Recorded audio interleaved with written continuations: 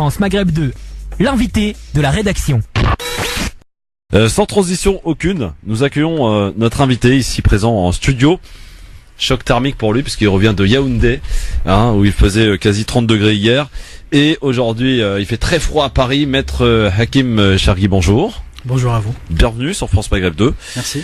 Alors on vous a invité, Hanan, on a invité Maître Chergui pour qu'il relaie cette affaire assez incroyable qui se passe au Cameroun, Hanan. Oui, une affaire effectivement qui m'a interpellée. Alors pourquoi est-ce qu'elle m'a interpellée? Parce qu'on parle en réalité d'un homme d'affaires, donc bien installé dans son pays, qui aurait reçu une commande de 20 bateaux et qui aujourd'hui, vous allez nous expliquer pourquoi, se retrouve emprisonné sans motif valable. Sans motif valable, en tout cas d'un point de vue judiciaire, sans motif valable. Donc hormis effectivement le cas de cet homme d'affaires, moi ce qui m'a interpellée, c'est la justice au Cameroun. Comment sont traitées les affaires? Est-ce qu'on parle bien d'un pays démocratique? Prétendument démocratique. En tout cas, on parle d'un pays où il y a une justice, où il y a des tribunaux, où il y a des juges, où il y a des avocats. Et pour ce monsieur, il semblerait que la justice ait pris différentes libertés et qu'on se retrouve presque à nommer, en tout cas c'est comme ça qu'il est nommé, Achille Zogo Andela, comme le nouveau Nelson Mandela. Donc tout ça pour dire que c'est une personne qui semble être, qui est en tout cas détenue arbitrairement. Donc aujourd'hui, juste nous expliquer le fond de cette affaire. On en profite pour saluer les Camerounais qui nous écoutent aujourd'hui. France Maghreb 2 à Yaoundé. Voilà, et j'en profite également pour saluer Régis de Negro News à qui j'ai transmis les données de l'affaire et qui en tout cas aujourd'hui va nous écouter. Donc cher maître, à vous la parole. Qui est déjà Achille Zongo Andela, voilà. Qui est-il? Quel âge a-t-il? De quel milieu vient-il? Oui, d'accord. Alors Achille Zogo Andela est un ressortissant camerounais.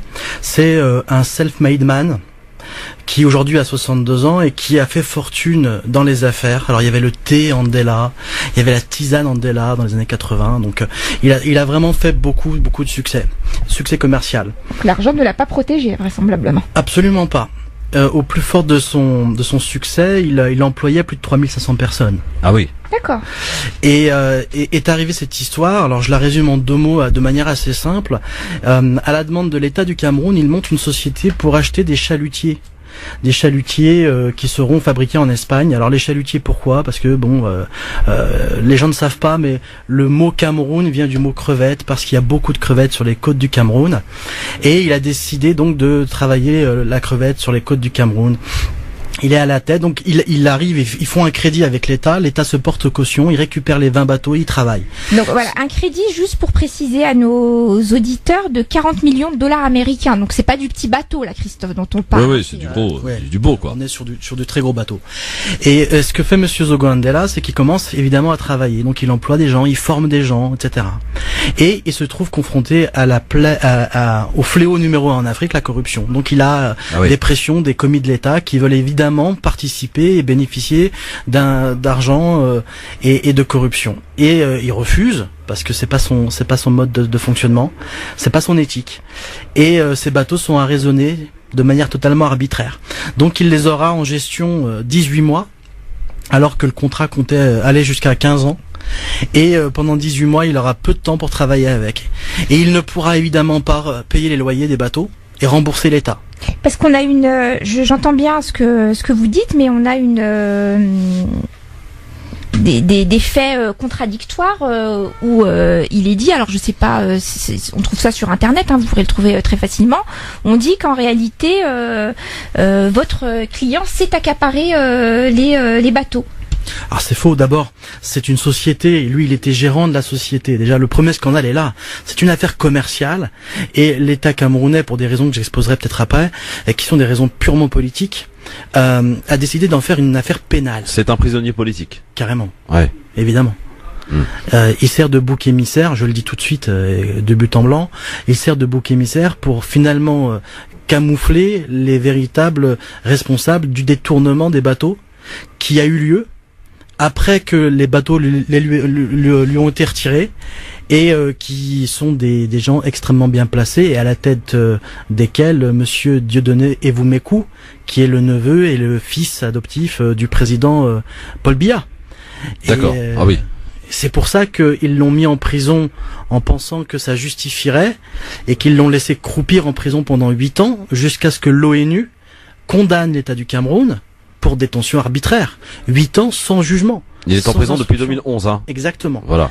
Et pour des faits qui remontent à 96. Oui, oui. Donc c'est dire. Et on se rend compte au final que tout ce qu'ils font, et c'est un peu les difficultés qu'on a aujourd'hui dans le procès, c'est que on voit qu'ils sont en train d'inventer des preuves. Parce qu'ils n'ont pas pris la précaution, imbus d'un sentiment d'impunité. Ils n'ont pas pris la peine de préparer un dossier. Donc aujourd'hui, ils confectionnent un dossier et ils confectionnent une histoire, mais a posteriori.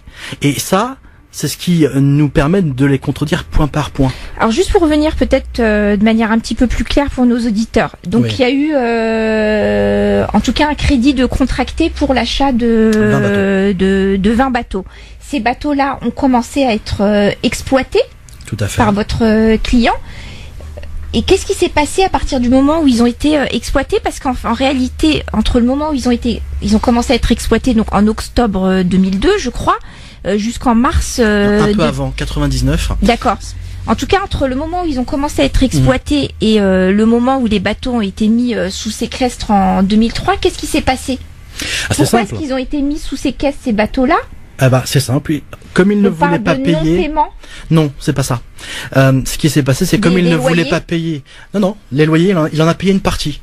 Mais comme les bateaux ne pouvaient pas sortir du port, vous aviez des décisions qui provenaient de la marine marchande, qui arraisonnaient les bateaux. Donc Parce on lui a qu'il- mis des bâtons sous les roues. Ah, clairement, Voilà. clairement, mais Tu peux pas- m'expliquer plus ou moins son fils hier au téléphone. Oui, non, clairement, on lui a mis des. Alors c'est dans le détail, il manque un timbre, la phrase n'est pas correcte, donc le bateau est arraisonné pendant 30 jours. Mais pourquoi?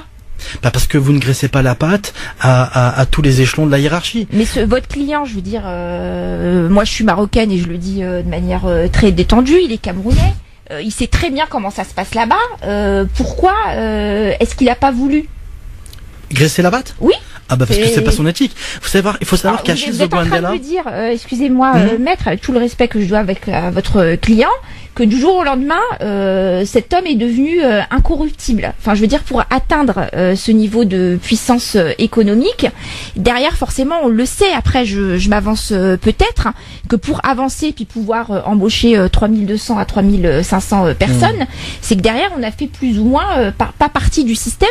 En tout cas, on s'est adapté au système. Pourquoi du jour au lendemain il a décidé de ne plus répondre à ce système-là et de dire stop à la corruption? Bah parce que vous partez du postulat qui, à mon avis, est une erreur fondamentale, que on ne peut pas réussir dans les affaires dans ces pays-là sans forcément être soit corrompu, soit corruptible. Mais si vous me dites Ce qui est pas le cas. Non, il jamais l'a pas été. corrompu, c'est très bien. Il l'a pas été.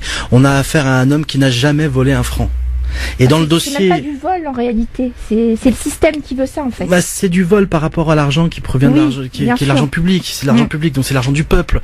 Donc forcément, un détournement, c'est toujours une forme de vol, vous voyez. Ce que je veux dire, c'est que c'est quelqu'un, dans ce dossier-là, c'est un dossier qui dure depuis, on va dire, plus de 10 ans. C'est un dossier épais, il y a plusieurs dizaines de milliers de pages. Je n'ai pas trouvé la moindre page, le moindre début de commencement de preuve d'un détournement de Zogwandela. Je vais vous donner un exemple très précis. L'État camerounais a demandé à l'État français de faire des recherches et de prendre les comptes bancaires qui étaient tous domiciliés en France. Ils ont pris les 3 comptes bancaires. Ils ont tiré 10 ans de relevés. Et ils n'ont pas trouvé un virement suspect. Au D'accord. point où même le procureur de Paris a dit je ne peux pas saisir, il n'y a rien. Il n'y a rien dans ce dossier. Alors que pourtant les juges disent mais tel jour vous avez fait un virement de 600 000 $. Alors que c'est faux. D'accord.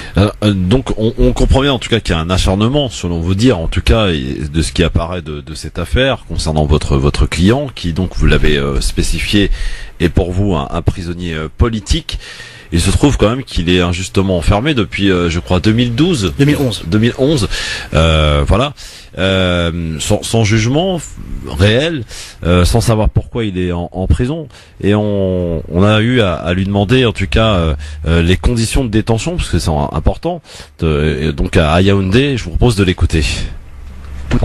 Achille, qu'est-ce que vous pouvez nous dire sur les conditions de détention qui sont les vôtres depuis 8 ans? les conditions de détention, comme dans toute prison africaine, sont dures. Et dans le cas d'espèce, nous vivons dans un environnement très insalubre. Un environnement où l'espace vital est extrêmement réduit, sans compter les rats, les cafards, les odeurs, les morts qu'on doit voir, qu'on doit supporter. Parce que vous savez, lorsque un prisonnier meurt ici, généralement, il reste au moins dans la petite infirmerie de la prison quelques heures, voire souvent plusieurs jours avant d'être évacué vers un cimetière. Enfin, moi j'appelle ça cimetière parce que je vais être poli, mais en fait il y a un espace ici dédié au corps des prisonniers. C'est des espèces de fosses communes à soi, au cimetière de soi. Donc les quelques chanceux peuvent voir leur corps restitué à leurs parents, mais ce n'est pas le cas pour la plupart. Donc nous vivons cela, nous voyons, ça crée un certain traumatisme de voir un mort qui passe dans ces conditions devant vous. Voilà pour ce qui est des conditions de détention de votre client, maître Hakim Chergui.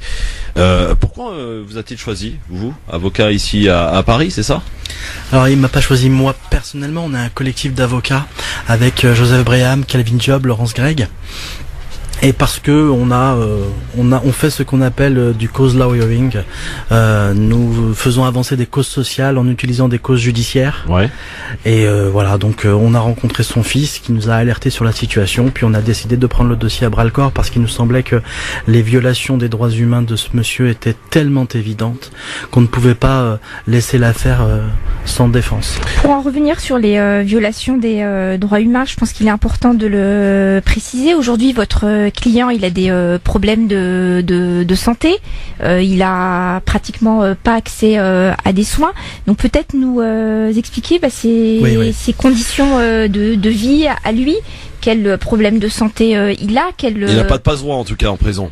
Non, il a absolument pas de passe-droit. Alors il faut absolument que vos auditeurs soient édifiés de la situation. J'ai visité beaucoup de prisons dans le cadre de ma profession. Ouais. Mais la prison centrale de Yaoundé, la prison de Konengi comme on l'appelle, parce qu'elle est située dans ce quartier, c'est la cour des miracles. C'est un mouroir à ciel ouvert. Il y a quelque chose de choquant. On ne ressort pas de cette prison que comme on y est entré. Ouais.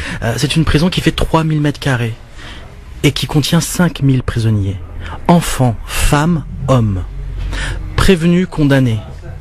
Il y a 700 repas qui sont distribués chaque jour.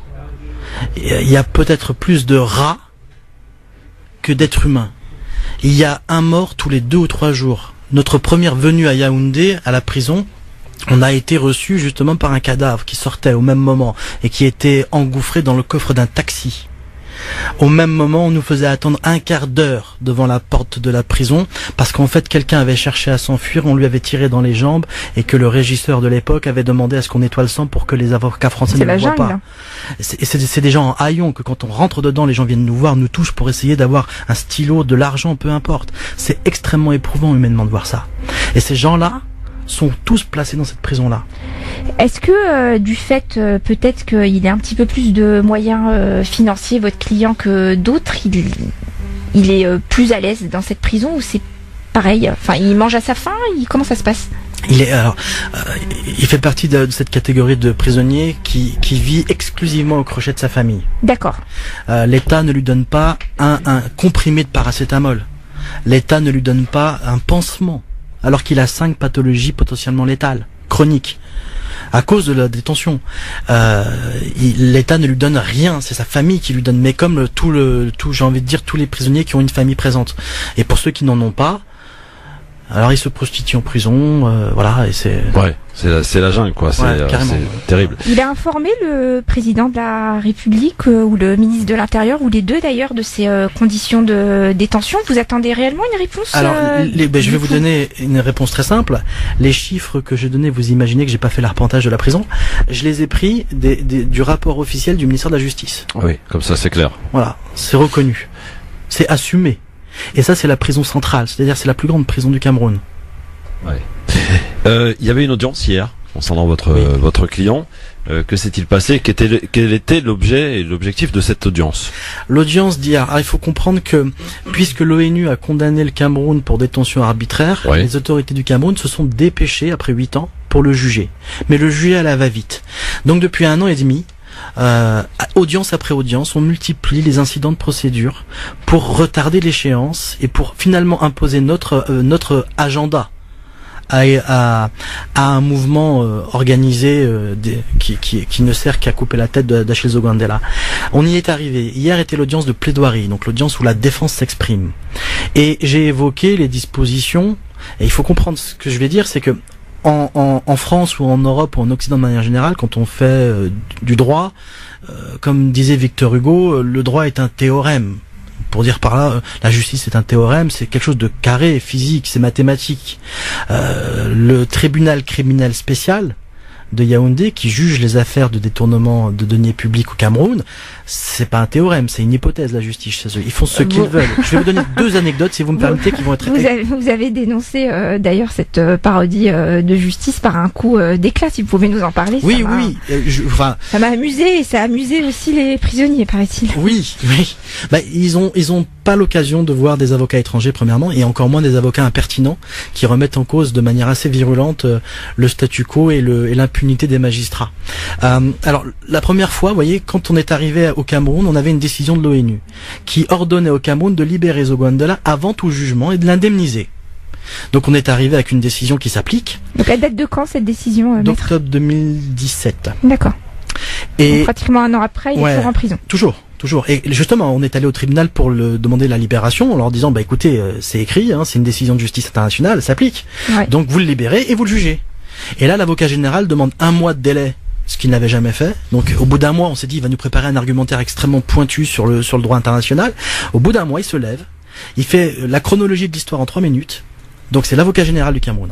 Et il dit simplement au tribunal, pour refuser la libération d'Achille Zogandela, vous ne sauriez fonder votre décision sur une décision de l'ONU qui n'est qu'une photocopie. Ouais. Et il se rassoit. Ah oui. Ouais. Et voilà comment on s'assoit sur une décision de l'ONU. Ça, c'est la première anecdote. Celle d'hier, c'est encore plus simple. Il y a un article du Code de procédure pénale, le 323, qui dit très très facilement, un prévenu, un accusé peut, s'il le désire, à tout moment de la procédure, demander à être entendu comme témoin. C'est facile à comprendre. Ouais.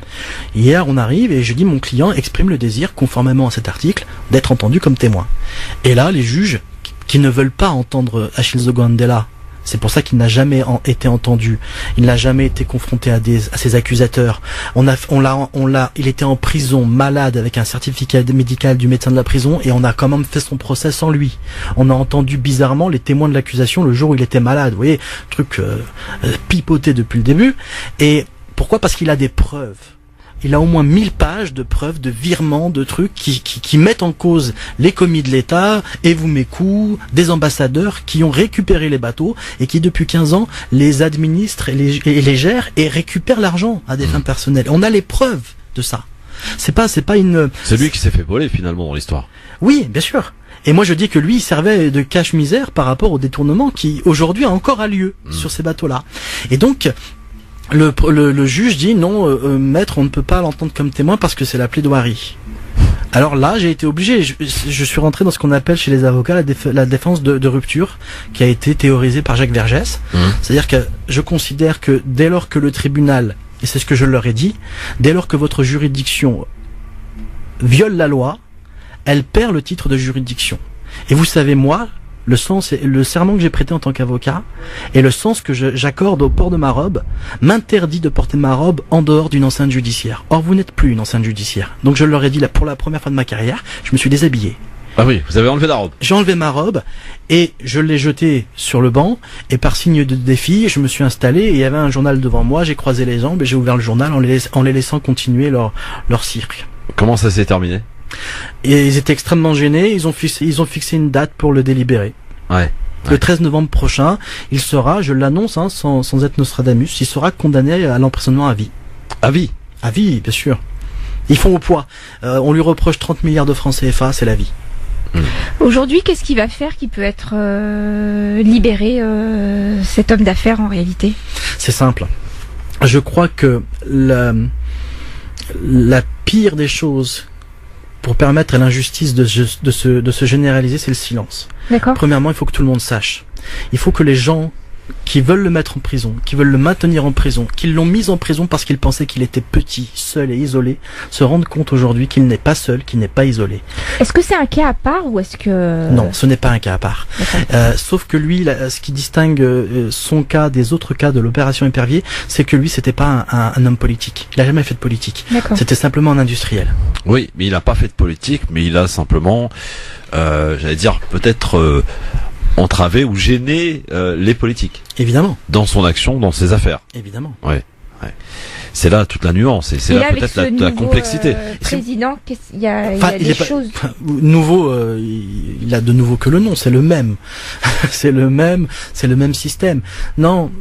J'ai envie de vous dire, le contexte politique, à la rigueur, importe peu. Ce qui importe, c'est d'avoir cette constance dans le combat judiciaire, de dire que cette personne-là, et moi, ce que je dis là, je l'apprends d'Achille Zogandela.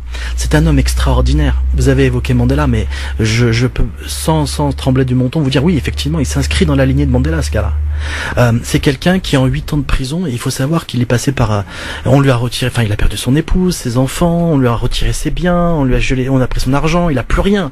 La première chose qu'il m'a dit quand il a toujours un fils qui se bat pour lui, je tiens à préciser. Oui. Voilà, c'est Cyril, important de le dire. Salue et, oui, on salue. Et qui fait honneur évidemment au combat. Et la première chose qu'il m'a dit, Achille, qui m'a particulièrement touché, c'est qu'il m'a expliqué que il a connu la fortune. Il revenait de New York quand on l'a arrêté. C'était un vrai businessman. Et il a connu la pire des pauvretés. Dans la pire des prisons. Et il me dit, je remercie quand même Dieu. Je lui dis pourquoi? Il me dit parce que Dieu m'a permis de conserver ma clairvoyance. Et il a une philosophie de la vie, il a un charisme qui est extraordinaire. En 8 ans, il a appris le code pénal et le code de procédure pénale par cœur. D'accord. Il nous sort des principes juridiques du droit romain, on est tous ébahis. Il est meilleur que ses avocats, j'ose le dire. Oui, il est véritablement meilleur que ses avocats. C'est une bonne chose, mais vous êtes en train de nous dire que au Cameroun, il n'y a pas de justice. Donc la question que moi je pose, c'est qui protège-t-on en fait dans cette histoire? Pourquoi la justice n'est pas rendue?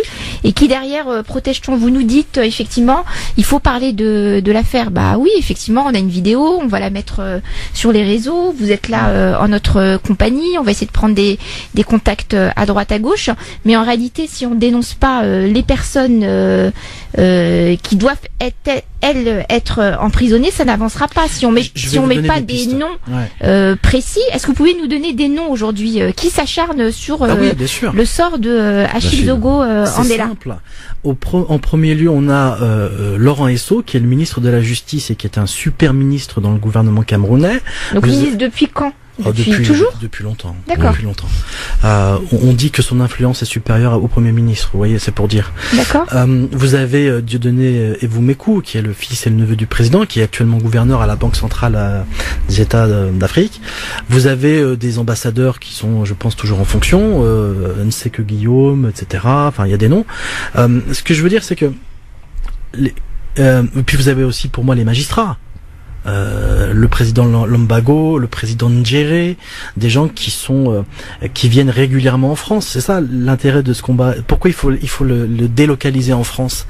C'est parce que on a en France, avec nos repères, on a des supports pour influencer la situation là-bas. Il faut qu'on les utilise. C'est votre demande, ça, de la transférer en France? Non, je ne demande pas parce que c'est une affaire camerouno-camerounaise. Voilà. Oui. C'est pas sa demande non plus. Ce que je veux dire, c'est que le combat qu'il mène est un combat pour la justice internationale. Ce combat-là, on peut le mener ici afin que ça se décante là-bas.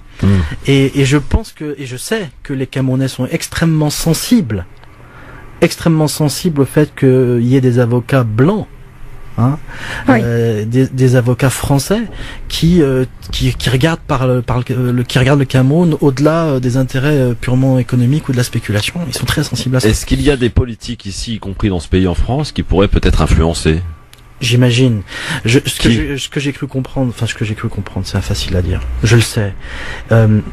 Toute la nomenclature camerounaise passe ses vacances en France. Oui. Tous ont des intérêts en France. Tous ont des biens en France. On pourrait ouvrir une dizaine d'affaires bien mal acquis pour le Cameroun en France. Le président Biya lui-même passe 6 mois par an à l'hôtel intercontinental de Genève. C'est des choses qui sont connues et qui sont voilà. Après, c'est à nous de bouger. Est-ce qu'on va accepter que des dictateurs ou des potentats, quels qu'ils soient, viennent se dorer la pilule dans nos pays? À un moment, il va falloir qu'on se réveille et qu'on dise bon, on va peut-être interpeller nos dirigeants pour leur dire essayer de trouver des moyens de faire en sorte que les choses évoluent, parce on pourra pas faire pire que ça au Cameroun. Nos moyens d'action, ils sont présents, mais ils restent limités malgré tout. On a la pétition, donc aujourd'hui, je vois qu'on a une pétition qui circule, qui malheureusement n'atteint pas des chiffres faramineux. Quel autre moyen de pression on peut avoir? Effectivement, vous nous dites que tous ces dignitaires et politiques sont régulièrement en France, mais aujourd'hui, comment est-ce qu'on les interpelle, mis à part faire une manifestation devant l'ambassade? Je vous propose de répondre à cette question juste après la pub, cher maître, parce que là aussi, on a des impératifs, et on se doit de les respecter. C'est aussi ça, le droit à la justice, c'est important. On est de retour très vite donc avec maître Hakim Chergui qui est avec nous. Et nos musiciens, nos artistes sont d'ores et déjà présents, ils répètent, ils chauffent. Donc restez avec nous, c'est le Grand Forum sur France Maghreb 2. LGF, le Grand Forum, merci d'être avec nous, avec maître Hakim Chergui, avec Anan Zawani bien sûr qui est avec nous, et maître Hakim Chergui pour nous parler donc...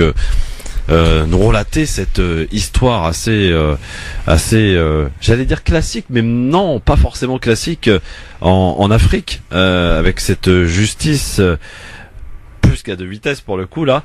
Votre client, on va refaire simple pour ceux qui viennent de nous rejoindre, donc était un homme d'affaires ultra puissant, qui avait beaucoup d'argent et qui avait contracté un crédit pour acheter des bateaux avec une somme considérable quand même. Et donc en 2003, tout bascule. Votre client est arrêté à Yaoundé, au retour de New York. C'était un businessman, votre client.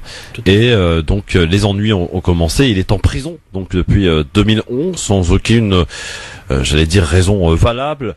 Et vous nous expliquiez tout à l'heure que cette affaire, cet homme-là donc a touché visiblement ou n'a pas souhaité, j'ai envie de dire, justement participer à ce système de corruption en peut-être graissant la patte de certaines personnalités pour qu'ils puissent accéder à une certaine tranquillité. Donc il n'a pas voulu et il en paye aujourd'hui les conséquences en prison, dans un état de santé absolument déplorable, dans des conditions d'incarcération déplorables. On l'a écouté d'ailleurs tout à l'heure.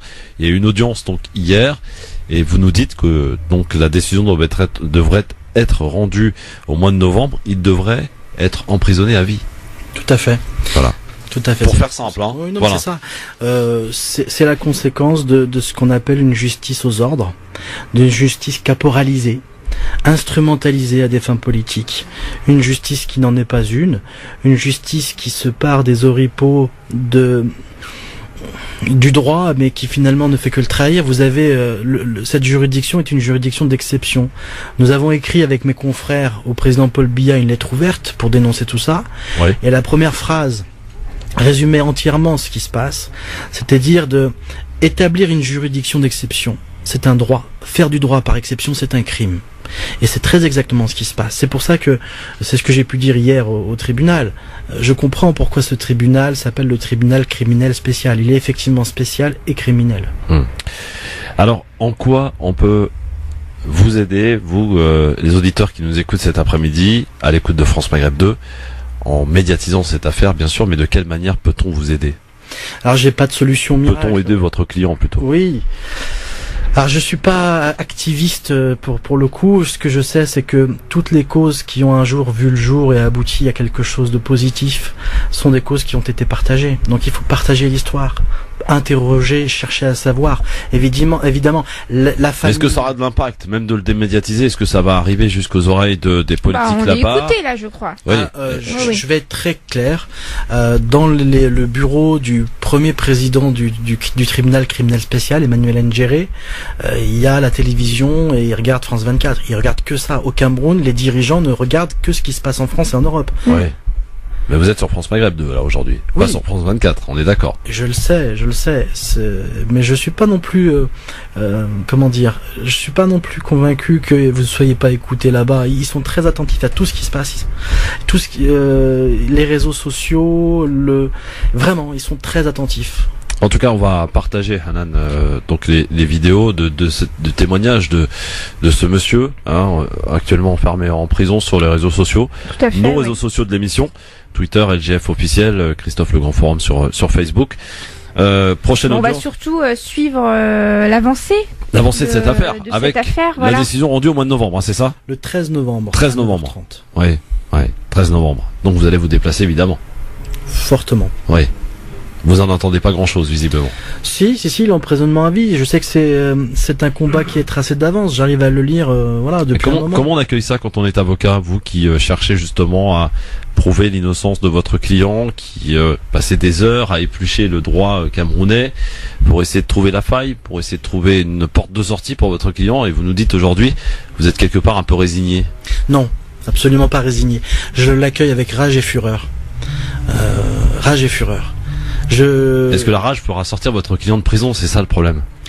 Je ne sais pas. Je mets tout ce que j'ai en moi, et je suis pas le seul. Laurence Gregg, Kelvin Job, Joseph Breham, on met tout ce qu'on a pour sortir Achille Zogandela de prison, parce que son histoire est la synthèse des pires drames qui traversent l'Afrique aujourd'hui, et que en combattant pour lui, on combat pour plus que lui, au final. Ouais. En rappelant que l'ONU demande sa libération, qu'on demande sa libération, donc on va continuer à suivre Sans condition. Sans Bien sûr, condition, sans voilà. condition. On va continuer à suivre cette affaire. Vous êtes le bienvenu au mois de novembre si vous le souhaitez. Et on va juste diffuser, nous, de notre côté, l'information. Voilà. Relayer, suivre Voilà, cette affaire, relayer, comme on suivre, ouvre à chaque fois les dossiers, on aime bien Voilà, les suivre on aime jusqu'au bien les bout. suivre, Voilà. voilà. Donc on passe bien le bonjour à Monsieur Achille Zogo Andela. On lui souhaite bon courage. La France est avec lui. Et en tout cas, si le Cameroun aujourd'hui ne souhaite pas faire respecter la justice, en tout cas, nous, on entend bien le dénoncer. Voilà, tout simplement. Merci Maître Hakim Chargui d'être venu ici relater, nous expliquer cette affaire. On peut le dire, très peu médiatisée, pas du tout médiatisée ici en France. Donc voilà, c'est je crois votre premier média, non? France Maghreb 2 en France? Oui. Ouais, Oui, tout voilà. à fait. Donc voilà. Et peut-être espérons Enfin, d'ailleurs. Jeune Afrique suit, pardon. Très bien. D'accord. Espérons en tout cas que ce soit pour ce qui est du média radio, pas le premier et pas le dernier en l'occurrence pour la suite donc de cette affaire. Et effectivement, espérons une invitation chez nos confrères de France 24 pour que cette affaire prenne de l'ampleur et qu'elle soit médiatisée. On connaît nos amis de France 24 et de France de RFI, donc on les incite et on les invite donc à suivre ce dossier de très près. Merci beaucoup, Maître Chargui. Merci à vous. À très vite. France Maghreb 2. France Maghreb 2. Pour ensoleiller et accompagner vos journées et vos nuits. France Maghreb 2.